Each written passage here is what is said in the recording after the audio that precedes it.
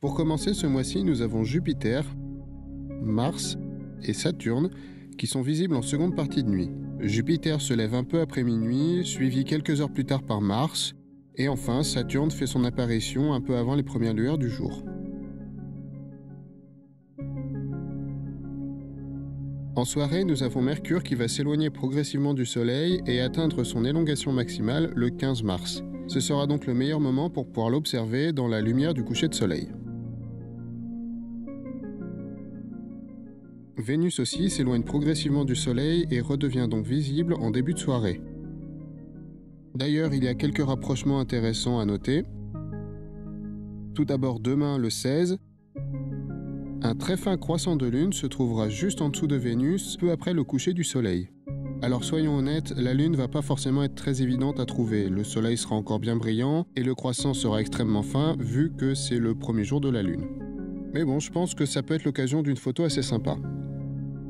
Et si vous loupez le coche le 16, le lendemain le 17, le croissant sera un tout petit peu plus grand et la Lune se trouvera au-dessus de Vénus. Et le second rapprochement, c'est celui avec Mercure qui sera visible les 3 et 4 mars.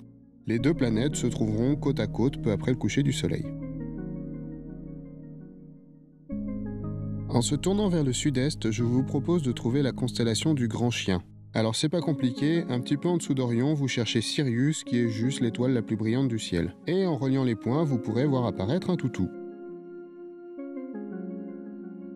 En partant de Sirius et en redescendant vers l'horizon, vous allez pouvoir trouver dans le corps du chien, à peu près à l'endroit du cœur, l'amas ouvert M41. Alors comme d'habitude, une bonne paire de jumelles font parfaitement l'affaire et avec une petite lunette ou un télescope, vous pourrez voir plus de détails et plus d'étoiles dans ce petit groupement.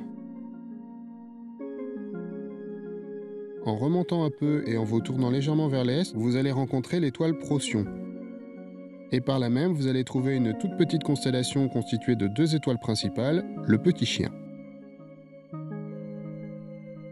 Et à peu près à mi-chemin entre Procyon et Sirius, dans la constellation de la Licorne, vous allez trouver un autre amas ouvert, M50.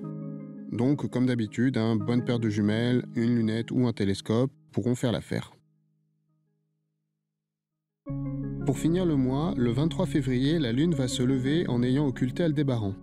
Alors aux alentours de 18h30, vous allez pouvoir voir l'étoile réapparaître de derrière la Lune, et ce sera aussi l'occasion de faire la photo d'un rapprochement sympa. Comme d'habitude, si la vidéo vous a plu, n'hésitez pas à la liker, commenter et faire tourner. Je ne saurais remercier suffisamment mes tipeurs qui me soutiennent. Si vous aussi vous voulez soutenir le projet, n'hésitez pas à les rejoindre. Et sur ce, je vous souhaite une bonne nuit et je vous dis au mois prochain.